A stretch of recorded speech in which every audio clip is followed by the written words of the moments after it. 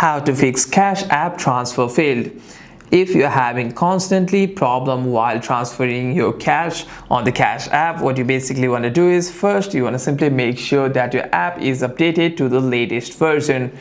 You want to simply go to your Play Store over here and you want to simply search for Cash App, and if any kinds of update is available on the Cash App, you want to simply update your Cash App application from the Play Store.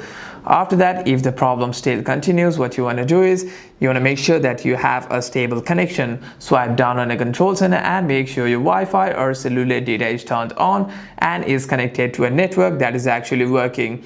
And if that doesn't work out as well, what you want to do is you want to simply go to your Chrome browser and you want to simply contact the support team over here addressing your problem. You want to simply search for Cash App customer support. You'd be able to find the customer service number over here. You want to simply contact on this number and specify your problem over there, and the official support will be reaching out to you in a few business days.